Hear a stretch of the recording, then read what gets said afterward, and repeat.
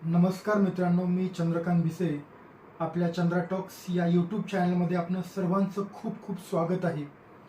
आजचा व्हिडिओ काढण्यामागचा उद्देश हाच आहे की जे माझ्या आयुष्यामध्ये घडलंय ते प्रत्येकासोबत घडावं असं माझी अपेक्षा आहे. कारण कोणाला वाटत नाही की सगळ्यांच्या आयुष्यामध्ये चांगलं व्हावं. मला तर नेहमी वाटतं.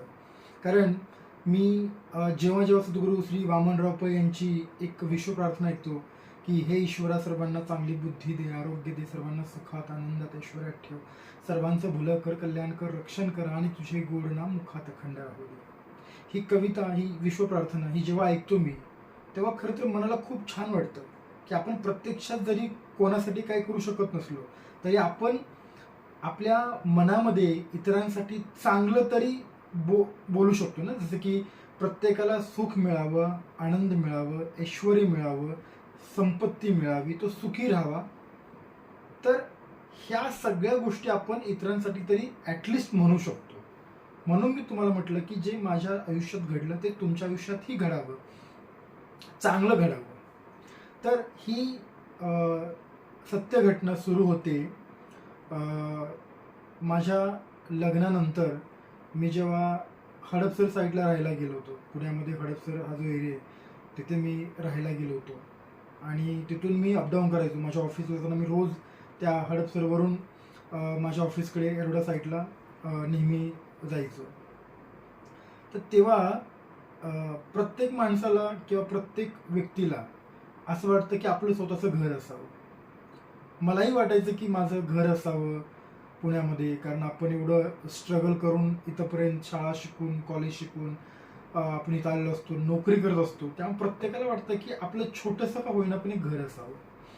पण मी नेहमी या गोष्टी टाळायचो. जेव्हा जेव्हा माझी वाईफ जेव्हा मला म्हणायची की आपण घर घेऊया, तर मी त्या गोष्टी टाळायचो. कारण माझ्याकडे मुळात पैसेच नव्हते तेवढे. कारण मी जसं 2018मध्ये माझे वडील एक्सपायर झाले. त्याच्यामध्ये तिथे मेडिकल खर्च झाला. त्याच्यानंतर आमच्या असं हिंदू संस्कृतीमध्ये आपले एक नियम आहे की घरामधलं कोणी वारल्यानंतर त्या मुलांनी 1 वर्षात लग्न करायचं असतं. असं एक परंपरा असल्यामुळं मग आम्हाला दोघांना भावांना लग्न करावं लागलं. लग्न आमचं 2-3 महिन्याच्या फरकाने झालं. तिथे खर्च झाला. त्याच्यानंतर माझ्या बहिणीचं लग्न झालं. म्हणजे अशा बऱ्याच गोष्टींची जबाबदारी माझ्यावर असल्यामुळं ते 2018, 19, 20, 21, 22, 23, 24 म्हणजे हे 5-6 वर्ष अशीच जवळपास खर्चामध्ये गेली ती. कुठे ना कुठे सारखा खर्च व्हायचा. त्यामुळं इन्व्हेस्टमेंट नावाचा प्रकारच नव्हता माझ्याकडे. कारण जॉबलाच मी मुळात लागलो होतो 2014च्या आसपास. तिथून पुढं सुरुवात 10-15 हजारांनी झाली होती. त्याच्यामुळं आपण 10-15 हजारात तर 50-60 लाखाचा किंवा 20-25 लाखाचा फ्लॅट सुद्धा घेऊ शकत नाही. ही आत्ताची सत्य परिस्थिती आहे. त्याच्यामुळं मी असा विचार केला की आपण जेव्हा चांगल्या एक पोझिशनला जाऊ, जेव्हा आपली चांगली सॅलरी होईल, तेव्हा आपण पुण्यामध्ये चांगला फ्लॅट घेऊ किंवा आपण पुण्यात जागा घेऊन आपण घर बांधू. हा माझ्या डोक्यामध्ये एक विषय होता. पण मला वाटते कोरोनाच्या अगोदर मी त्या रोडनी जाताना मला एक नवीन तिथं प्रोजेक्टचं काम चालू होतं दिसला. तर तो प्रोजेक्ट जवळपास 30 एकरमध्ये होता. म्हणजे एवढा भव्य दिव्य प्रोजेक्ट.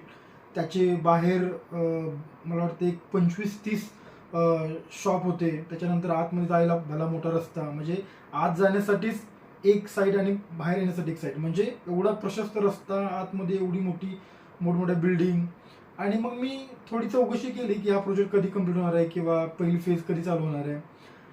आणि मला असं मनात एक असं गोष्ट चमकून गेली की आपण इथं फ्लॅट का घेऊ शकत नाही, आपण इथंच फ्लॅट घ्यायचा. म्हणजे त्यावेळी माझ्या मनामध्ये चमकून गेलं की आपण इथं फ्लॅट घ्यायचा. पैसे काही नव्हते, फक्त एक विचार होता की मला इथं फ्लॅट घ्यायचं आहे. आणि तो विचार सोडला मी तिथे आणि इथून ऑफिसला. मग मी रोज माझं ते एक रुटीनच झालं होतं. रोज जाताना मी त्या साईडला राईट साईडला बघायचो, कारण त्या राईट साईडला प्रोजेक्ट चालू होता. घरापासून निघलो की त्या प्रोजेक्टकडे बघायचो मी. मला वाटायचं की माझं इथंच घर पाहिजे. मला माहित नाही हे असं का व्हायचं, कारण ते ॲटोमॅटिकच माझं मनानेच घेतलं होतं की मला इथं फ्लॅट घ्यायचं आहे म्हणून. आता ते का असं होत होतं मला माहिती नाही, त्याच्या मागची स्टोरी माहीत नाही. पण मला नेहमी तो एरिया, तो जो प्रोजेक्ट चालू होता तो दिसला की मला वाटायचं की मला इथं फ्लॅट घ्यायचा आहे. असं असे महिने 2, 4, 5, 6, 1 वर्ष झालं असं रोज होत होतं. आणि त्यातच मला वाटतं कोरोनाचा पिरियड सुरू झाला होता, मार्चच्या आसपास. मग आम्ही 2-4 महिने कसं तरी काढले तिथं आणि तिथून आम्ही गावाला निघून गेलो. तिथून पुढे आम्ही गावालाच 1-1.5 वर्ष होतो, कारण सर्वांना तेव्हा वर्क फ्रॉम होम चालू होतं. त्याच्यामुळे आम्ही गावालाच जाऊन काम करत होतो. आणि त्यावेळी मग तेव्हा तोपर्यंत मी ते विसरून पण गेलो की आपल्याला तिथं फ्लॅट घ्यायचा आहे किंवा त्याच पर्टिक्युलर प्रोजेक्टमध्ये फ्लॅट घ्यायचा, हे सगळं विसरून गेलो होतो. जेव्हा मी रिटर्न आलो पुण्यामध्ये, काही कारणास्तव आम्ही तो एरिया सोडला आणि इकडे नगर रोडला राहायला आलो. पण एक त्या एरियाशी एक बॉन्डिंग जुळलं होतं, त्या एरियासोबत एक माहीत नाही, एक अटॅचमेंट झाली होती. मग मी एकदा वाईफला म्हटलं की आपण तो प्रोजेक्ट जाऊन बघून येऊया.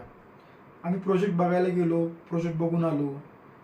पण तुम्हाला माहिती आहे ना, एकदा प्रोजेक्ट बघायला गेलो की तिथले जे सेल्स पर्सन असतात, म्हणजे मुली किंवा मुलं कोणीही असतात, ते तुमचा नंबर घेतात आणि तुमचा फॉलोअप घेतात. आणि ते फॉलोअप घ्यायला लागले की मला कसं तरी व्हायचं, कारण माझ्याकडे पैसेच नव्हते. माझा जो पगार यायचा, जो काही तुटपुंजा पगार होता, तो सगळा लोनमध्ये याच्यामध्येच आणि घरामध्येच जायचं. त्यामुळे पैसे काय माझ्या शिल्लक राहत नव्हते. असे दिवस चालले होते. परत मी एका माझ्या मित्राला घेऊन गेलो होतो तोच प्रोजेक्ट बघायला. आता तिथली जी सेल्स पर्सन होती ना, तिनं मला बघितलं आणि तिनं अक्षरशः मला तिने भावच दिला नाही. तिने मला विचारलं पण नाही तुम्हाला फ्लॅट घ्यायचा किंवा काय. का तिला माहित होतं हा माणूस सारखा येतो, फ्लॅटची चौकशी करतो, निघून जातो. मला माहित नाही असं का व्हायचं. मी नेहमी मित्रांसोबत जायचो, मी कधी एकटा जायचो, कधी वाईफला घेऊन जायचो आणि तो फ्लॅट, तिथले एरिया, ते सगळं बघून यायचो. अशातच 2-3 वर्ष गेली. तिथं जवळपास पहिले जवळपास 6 ते 7 बिल्डिंग तयार झाले होते आणि लोक राहायला पण लागली. स्विमिंग पूल रेडी झाला तिथं, गार्डन रेडी झालं मुलांना खेळण्यासाठी, जिम, सगळंच ॲम्युनिटीज तिथं रेडी झाल्या होत्या. मग मला ते जास्तच माझ्या मनामध्ये फ्लॅट बसला. आणि जेव्हा आम्ही मग गावावरून पुण्याला आलो, इकडं नगर रोडला आम्ही फ्लॅट रेंटने घेतला आणि मग इथून मी अपडाऊन करायला लागलो. मग त्या दरम्यान पण आम्ही जाऊन बघून यायचो फ्लॅट. ते मला कोणी विचारायचं नाही, कारण त्यांना माहित होतं हा माणूस येथून जातो निघून. अशात दिवस चालले होते आणि कालांतरानं असं वाटलं की आता चला, आता आपण काही फ्लॅट बघूया. फ्लॅट बघितले पण खिशात पैसे नव्हते, त्यामुळे फ्लॅट घ्यायचा प्रश्न नव्हता. पण कुठेतरी बॅक ऑफ द माइंड मी जे म्हणजे कळत न कळतपणे माझं जे स्वप्न होतं की मला इथं फ्लॅट पाहिजे, ते मी सोडलं होतं युनिव्हर्समध्ये. म्हणजे नाही का, तुम्ही ऐकलं असेल असं की कुठलाही विचार हा मरत नाही.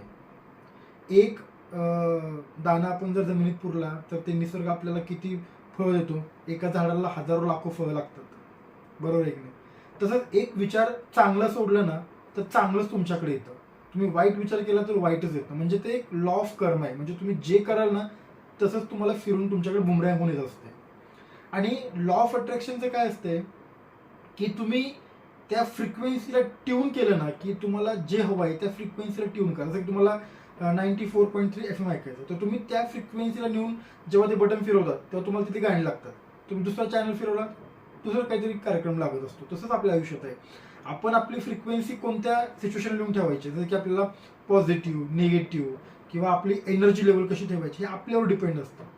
त्याच्यामुळं लॉ ऑफ अट्रॅक्शन म्हणजे असं नाही की ते आत्ता ते द सिक्रेट बुक म्हणजे 2006 मध्ये जेव्हा द सिक्रेट बुक आलं त्याच्यानंतर लोकांना कळलं, असं नाहीये. लोक कळत न कळत आपले स्वप्न, आपले विचार लोक या युनिव्हर्समध्ये सोडतच होते.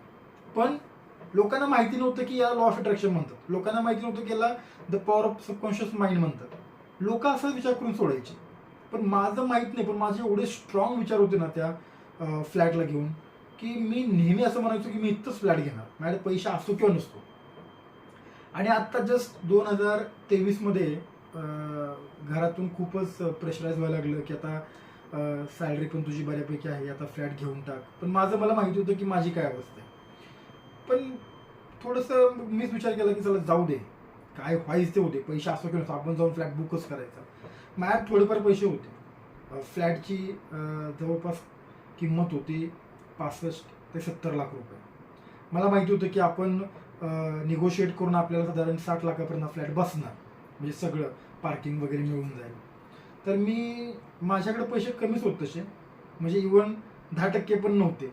पण मी विचार केला होता की आपण फ्लॅट घ्यायचंच आहे. मग ते कसं घेणार, काय घेणार ते बघून घेईल ईश्वर. आपण जिथं पण आपण श्रद्धा ठेवतो, मग परमेश्वर असू दे किंवा काही असतोय, संत महात्मे गुरु कोणावरही आपण विश्वास ठेवतो, युनिव्हर्सवरती, कोणी अल्लावरती, कोणी गुरु गोविंद सिंग, म्हणजे कोणी कशावरती. तर तसा मी विश्वास ठेवला आणि गेलो. फ्लॅट बघितला. गेल्या गेल्या मला त्यांनी विचारलंच नाही, कारण त्यांना माहित होतं हा माणूस सारखा येऊन जातो, फ्लॅट तर घेत नाही. आणि मग मी फ्लॅट बघितला. त्यांनी मला म्हणजे नाही का नाक डोळं मोडतच त्यांनी मला फ्लॅट दाखवला नेऊन आतमध्ये.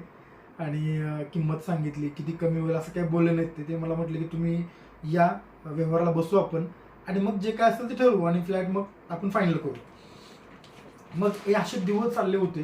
फ्लॅट बघून आलो होतो. पैशाची जुळवाजुळव चालू होती माझी, कारण पैसे माझ्याकडे नव्हतेच मुळात खरं. पण बघा, तुम्हाला जे युनिव्हर्स आहे ते कशा पद्धतीनं तुमच्या त्या स्वप्नासाठी गोष्टी अरेंज करतं बघा, तुम्हाला सांगावं पण लागत नाही.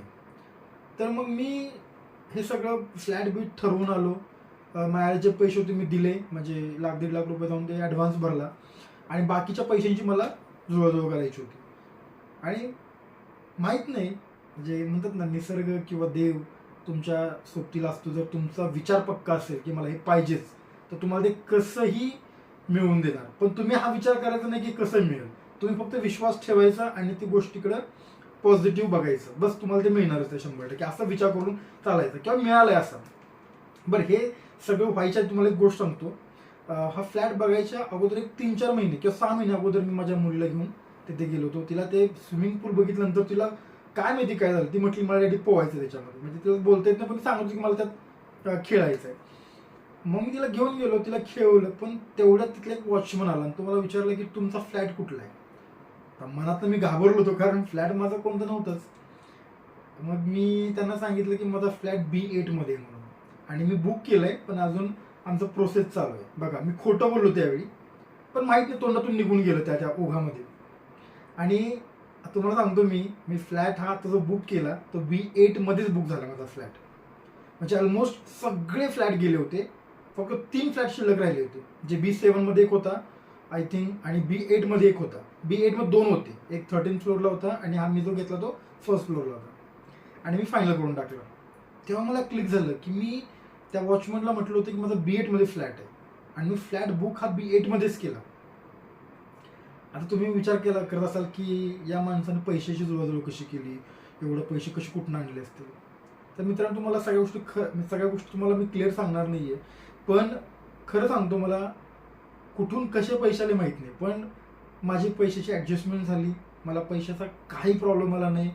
माझं लोन झालं आणि मी जवळपास 60 ते 65 लाखाचा सुंदर फ्लॅट, म्हणजे माझ्या स्वप्नवत असा फ्लॅट घेतला. आणि ही स्टोरी सांगण्यामागचं कारण काय, की तुम्ही जर असं कॉन्शियसली अनकॉन्शियसली ड्रीमिंग करत असाल, तर ड्रीम करताना तुम्ही असा विचार करा की हे स्वप्न माझं पूर्ण झालंय, हा फ्लॅट माझा हितच आहे, किंवा हे माझा तुम्ही जर तुमच्या परीक्षेविषयी विचार करत असाल की मला मार्क्स एवढी मिळावी, तर ती मिळालेत असाच विचार करा आणि तुम्ही अभ्यास करा. पण असं तुम्ही समजू नका की नुसतं लॉ ऑफ अट्रॅक्शनचा वापर करून तुम्हाला सगळं मिळेल. नाही मित्रांनो, लॉ ऑफ अट्रॅक्शनचा वापर करायचाच आहे, पण त्यासोबत तुम्हाला ॲक्शन्स पण घ्यायचे. तुम्ही म्हणाल की मी घरात झोपणार आणि म्हणणार की मला घर मिळालं पाहिजे, मला गाडी मिळाली पाहिजे, मला बंगला मिळाला पाहिजे, मला चांगली मार्क्स मिळाले पाहिजे, माझी UPSC क्रॅक झाली पाहिजे, माझी MPSC क्रॅक झाली पाहिजे, माझी गर्लफ्रेंड सोडून गेली ती मला परत आली पाहिजे, किंवा माझं एखाद्या सुंदर मुलीशी लग्न झालं पाहिजे. सगळं पॉसिबल आहे, एव्हरीथिंग इज पॉसिबल. बट तुम्हाला ते पूर्णच झाले असं पॉझिटिव्ह माइंडसेट ठेवून तुम्हाला प्रयत्न करायचे, तुम्हाला त्याच्यावरती काम करायचं. तुम्ही घरात बसून ते होणार नाही. बऱ्याच ठिकाणी लोक व्हिडिओला लाईक व्ह्यूज मिळावे म्हणून असं सांगतात, पण मी तुम्हाला फ्रँकली सांगतो, तुम्हाला इनिशिएटिव्ह घ्यावं लागेल, तुम्हाला स्वतः प्रयत्न करावे लागतील, तर 100% तुम्हाला परमेश्वर यश देईल. तुम्हाला एक शेवटी डायलॉग सांगतो, जो की शाहरुख खानच्या मूवीमध्ये शाहरुख खान म्हणतो की किसी चीज को सच्चे दिल से चाहो तो पूरी कायनात उसे तुमसे मिलाने की कोशिश में लगती है. म्हणजे बघा, तुम्ही एखाद्या गोष्टीला, व्यक्तीला, तुमच्या ड्रीम, तुमच्या स्वप्नाला तुम्ही मनापासून, म्हणजे अंतःकरणापासून प्रेम करत असाल ना, तर ते मिळवण्यासाठी तुम्हाला ईश्वर, युनिव्हर्स, तुम्ही ज्या पण याच्यावर विश्वास ठेवता ना, ते तुम्हाला तशी परिस्थिती निर्माण करेल आणि ती तुम्हाला गोष्ट मिळवून देण्याचा प्रयत्न करेल. तर ही स्टोरी माझ्या आयुष्यातली आहे. अजून खूप गोष्टी आहेत ज्या मी कॉन्शियसली अनकॉन्शियसली अट्रॅक्ट केल्यात. तुम्ही पॉवर ऑफ सबकॉन्शियस माइंड किंवा द लॉ ऑफ अट्रॅक्शनचा वापर करून तुमच्या आयुष्यामध्ये आमूलाग्र बदल घडवू शकता. जो माझ्या आयुष्यात घडलाय तो तुमच्याही आयुष्यात घडू शकतो. It can happen with everyone with the help of law of attraction. So keep in mind. आणि हा व्हिडिओ तुम्हाला थोडा जरी चांगला वाटला असेल तर तुम्ही शेअर करा, लाईक करा आणि सबस्क्राईब करा. Thank you so much.